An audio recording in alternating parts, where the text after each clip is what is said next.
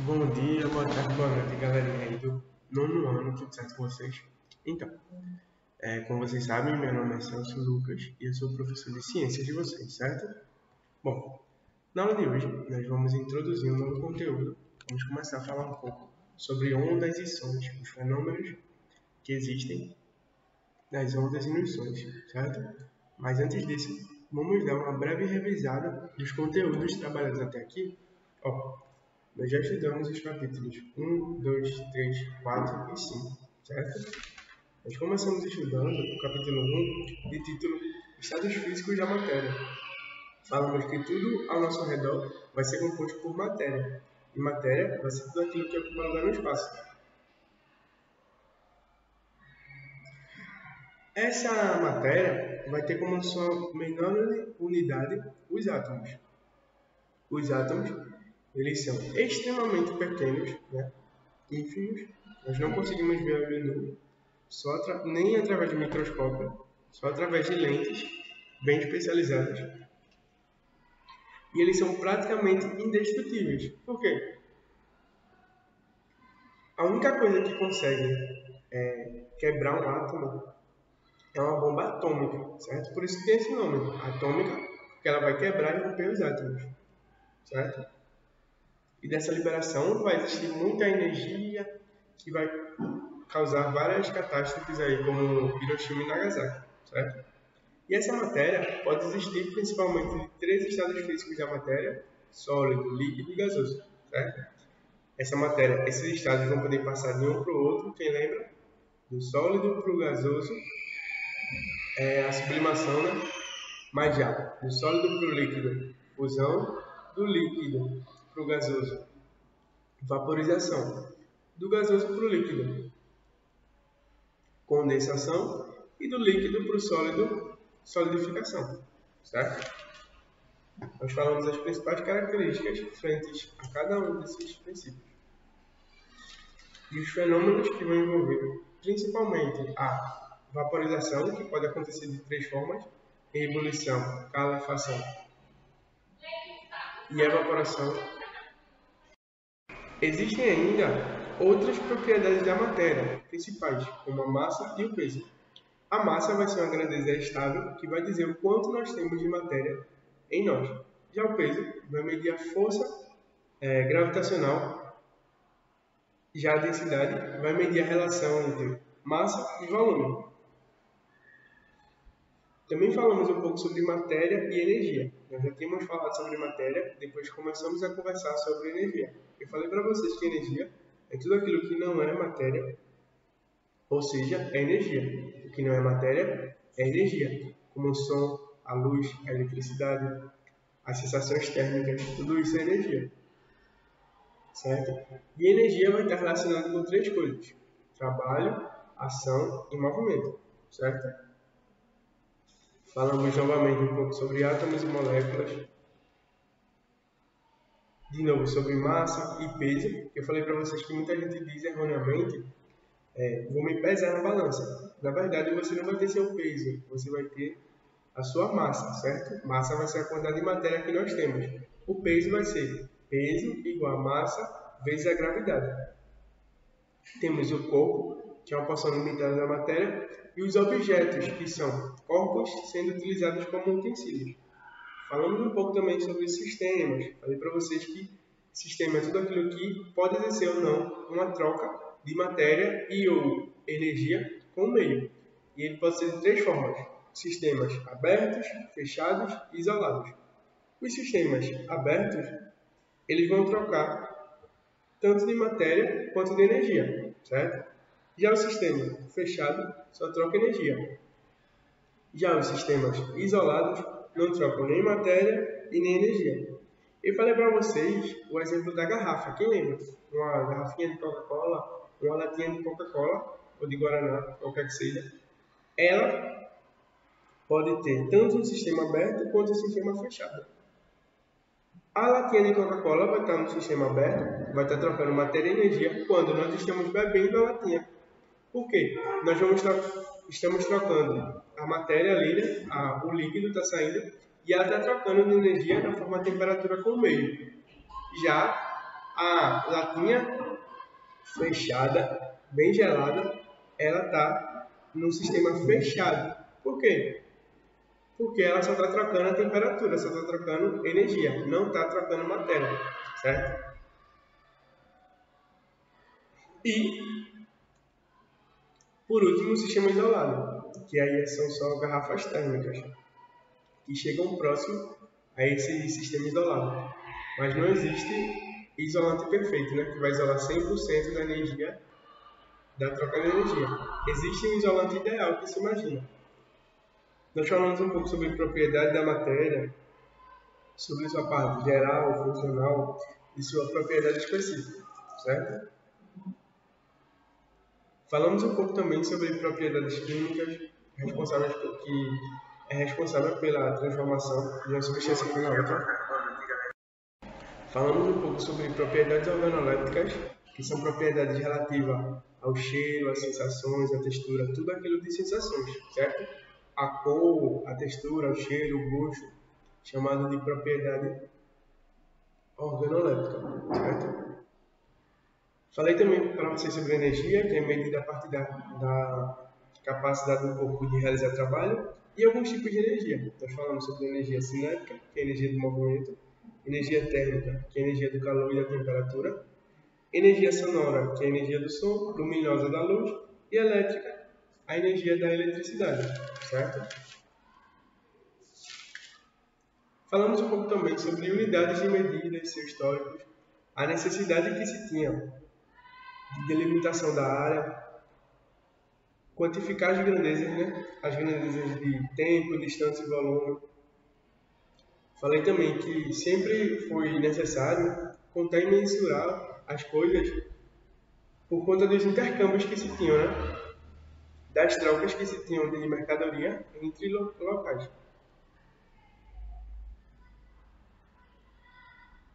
Antigamente, as unidades de medidas eram muito usadas a partir de medidas do corpo. Um polegar, uma mão, uma palma, certo? E durante a história e durante o tempo, a sociedade criou sonda de medida geral, né? Que nós vimos também. Por quê?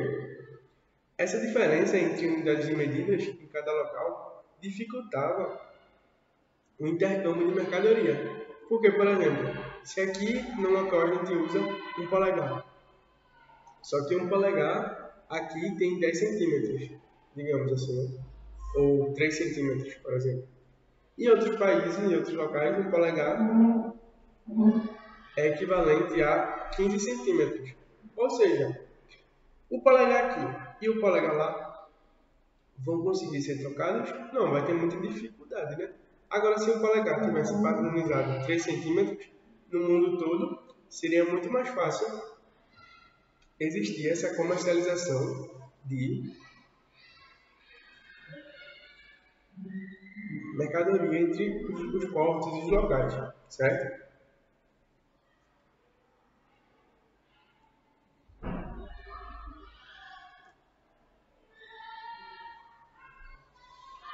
Ó, tem uma frase muito importante que diz o seguinte: se você puder medir aquilo que eu estiver falando e conseguir expressar em números, você conhece alguma coisa sobre o assunto.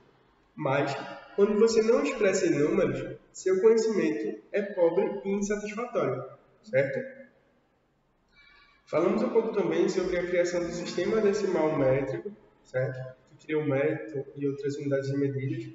Um pouco sobre as principais unidades de medidas usadas nos locais, certo? Falamos também sobre as 4 grandezas físicas, metro, segundo, quilograma e Kelvin.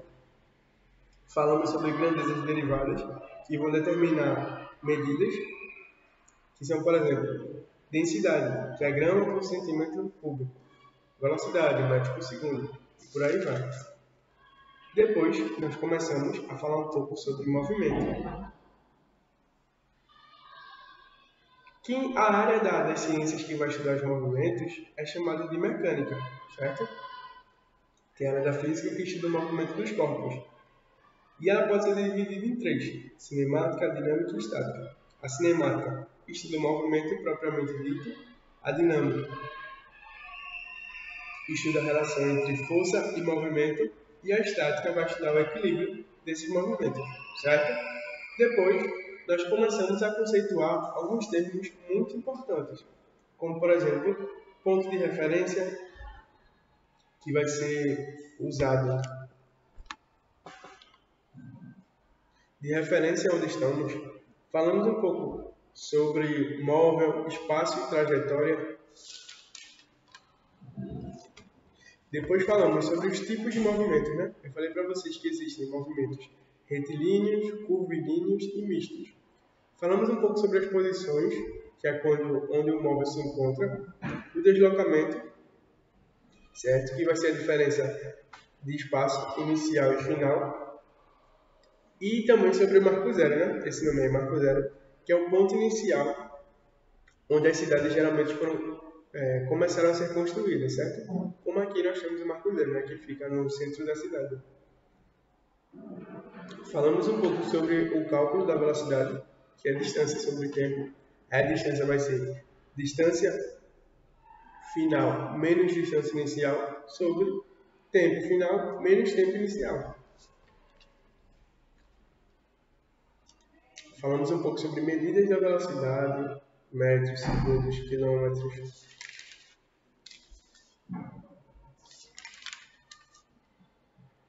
Falamos um pouco sobre os sentidos da velocidade, que ele é progressivo quando ele é a favor da trajetória, o retrógrado quando ele é oposto à trajetória. Depois, nós começamos a falar um pouco sobre força. Falamos um pouco sobre a dinâmica, né, que é a área das ciências que vai estudar essa relação entre movimento e força. E falamos sobre os tipos de grandezas. Falei para vocês que grandeza é tudo aquilo que vai descrever as propriedades físicas. E existem as grandezas escalares e as grandezas vetoriais. As grandezas escalares são quando são descritas apenas com um número, certo? Por exemplo, 1 kg. Já as grandezas vetoriais, elas vão precisar de número, de direção e sentido, assim como um vetor, certo? Precisa de número, direção e sentido. Por exemplo, você está a 50 km por hora, mas para onde você está indo, em que direção e em que sentido você está indo, certo? Também diferenciamos isso, que muita gente confunde, a diferença entre direção e sentido. A direção é se você está vertical, horizontal ou perpendicular. Já o sentido é para onde você está indo. Norte, sul, leste, oeste. Certo?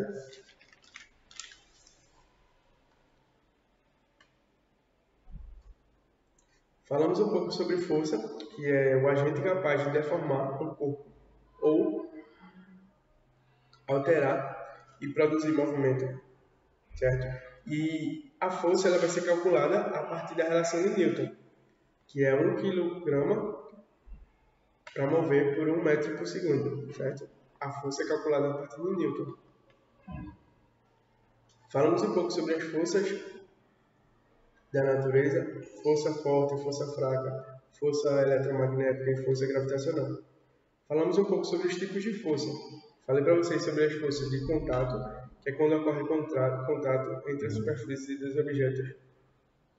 E os subtipos vão ser tração, que é quando transmitida através de um fio de contato normal, que é quando o objeto apoia-se sobre o outro. Atrito, que vai ser a interação entre a superfície e qualquer corpo, certo? E falei também sobre a resistência do ar, quem lembra? E também sobre as forças de campo, que vão acontecer sem contato, como a força gravitacional, a força elétrica e a força magnética.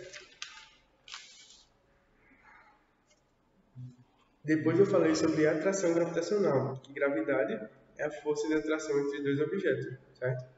E existe a lei da gravidade universal, que vai dizer que duas partículas se atraem com força cuja a intensidade é diretamente proporcional ao produto de suas massas e inversamente proporcional ao quadrado da distância que os separa, certo? Ou seja, O cálculo para a gravidade vai ser força da gravidade igual a constante universal da gravidade, que é 6,67 vezes 10 a menos 11, vezes massa dos dois corpos que estão se atraindo sobre a distância ao quadrado, desculpem, desses corpos, certo? Depois falamos um pouco sobre queda livre, que é quando um corpo cai sem resistência. E também falei que quando dois objetos caem ao mesmo tempo, da mesma distância, no vácuo, eles vão cair no mesmo momento, independente do peso, certo? O que vai fazer com que os objetos caiam em tempos diferentes, atualmente, é a resistência do ar, certo? A resistência do ar é responsável por fazer com que os corpos demorem mais a cair. Depois falamos sobre tecnologia e invenção. Falei para vocês o que é tecnologia, o uso do conhecimento para criar novos dispositivos ou ferramentas. Falei um pouco sobre antiguidade, Idade Média, Idade Moderna, Revolução Industrial, etc. Depois nós falamos sobre tecnologias e impactos ambientais.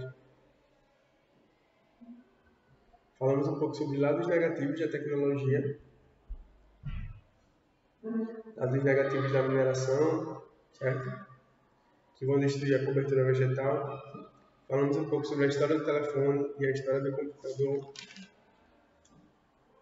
Falamos um pouco também sobre impactos ambientais, sobre a erosão do solo, sobre o prejuízo aos recursos hídricos, certo? E na aula passada, nós começamos a falar um pouco sobre plástico e seus impactos. Os aparelhos eletrônicos, eles vão possuir plástico em grande parte, certo? Eu falei para vocês que o plástico vai ser um material maleável, sintético e formados por polímeros. Poli de vários e ímeros de partes iguais, certo? E ele pode ser dividido em vários tipos, em várias categorias. Por exemplo, podemos dividir os plásticos de acordo com a sua origem, certo? Podemos dividir o plástico sendo renováveis ou não. Dividi-los em ser de acordo com o seu aquecimento, de acordo com como são degradados, se são biodegradados, fotodegradados, oxidegradados ou não degradados. E por último, também podemos classificar os plásticos de acordo com sua vida útil, se são duráveis ou não, certo? Depois falamos sobre a produção do plástico, que é feita a partir do petróleo bruto mais gás natural, que vai gerar substâncias como metano, butano, polímero em pó. Esse polímero em pó vai ser posteriormente derretido e moldado e por último usado, certo? Eu falei para vocês que a exploração do petróleo é um dos pontos negativos aí da produção do plástico, certo? E se existe um pouco de alternativa para o plástico. Falei também sobre o uso indiscriminado do plástico não durável e também falamos sobre o microplástico, certo? Também eu falei na última aula sobre os impactos ambientais do consumo, como os fatores principais do consumo, a obsolescência, por exemplo, programada, que é um termo muito importante, que a indústria vai programar os aparelhos para serem quebrados durante 2 ou 3 anos. Falei também sobre a polêmica dos transportes rodoviários, certo? Sobre a lâmpada, sobre o transporte de cargas, como ela é feita, um pouco sobre como a energia é feita e como o consumo excessivo vai prejudicar o descarte e, consequentemente, o meio ambiente, certo? E aí eu dei para vocês algumas estratégias para poder diminuir e potencializar a utilização do meio ambiente a partir de políticas públicas, a partir de perspectivas humanas, certo? Que visam melhorar e ajudar na existência e na coexistência da Terra, certo? A Terra enquanto organismo vivo, saudável, etc. Por quê? A Terra é nossa casa, certo? Então, se não cuidarmos, ela vai acabar sendo um local muito difícil de se existir vida humana. E na aula de hoje, nós vamos estudar um pouco sobre ondas e sons, certo? Por exemplo, eu falei um pouco sobre eletricidade, etc. Mas o que faz, de fato, a TV, a internet, eu digo o radiador, o rádio funcionar, certo? O que vai fazer esses materiais funcionarem são perturbações que vão se propagar transformando energia sem transportar matéria, certo? Isso é a definição para a onda. Vou repetir. As ondas são perturbações que se propagam transportando energia sem transportar matéria, certo? E as ondas, elas sempre vão ter 3 etapas: fonte, pulso e onda, certo? A fonte é onde eu gerei, quem e como gerou essa onda. O pulso vai ser o que vai dar norte à onda. E a onda propriamente dita, né? Que vai acontecer. Por exemplo, quando nós jogamos uma pedra no lago, a fonte da geração da onda vai ser a pedra, certo? Que vai bater na água. O bater na água vai ser o pulso necessário inicial, o pulso inicial para se gerar a onda, certo? E o local onde essa onda é gerada é chamado de meio de propagação. As ondas podem ser subdivididas em várias categorias. Nós vamos ter de acordo com sua origem, por exemplo. A origem da onda pode ser mecânica ou eletromagnética, certo? A onda mecânica são ondas que precisam de meio para se poder propagar. Nós temos, por exemplo, as ondas da mola, da corda e dos sons são mecânicas, certo? Já as ondas eletromagnéticas são que não precisam de meio para se propagar, ou seja, vão se propagar no vácuo. Nós vamos ter luz, rádio e TV, são ondas eletromagnéticas, certo? Falamos um pouco sobre tipos de ondas, a direção de propagação e a direção de vibração. A direção de propagação nós vamos ter unidimensional, bidimensional e tridimensional. As ondas unidimensionais só possuem uma direção. Bidimensionais, como a onda produzida na água, por exemplo, vai ser plana, certo? Em 2 dimensões. E tridimensional vai ser aquela que vai preencher todos os espaços, certo? Depois falamos um pouco sobre direção de vibração, que pode ser transversal, quando ela é assim, ou longitudinal, quando ela é assim, reta, certo? Recapitulando um pouco do que a gente viu na aula, eu conceituei para vocês onda. Onda pode ser conceituada como perturbações que se propagam transportando energia sem transportar matéria. E ela vai ter 3 etapas: a fonte, o pulso e a onda. E vão existir os meios de propagação, certo? E também os tipos de onda. As ondas podem ser, de acordo com a origem, podem ser classificadas em mecânica ou eletromagnética. Pode ter a ver com a direção da propagação, que pode ser unidimensional, bidimensional ou tridimensional. E a direção da vibração, que pode ser transversal ou longitudinal, certo?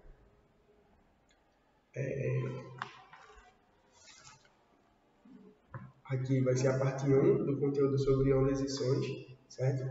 E nas próximas aulas nós vamos dar continuidade a esse conteúdo, certo?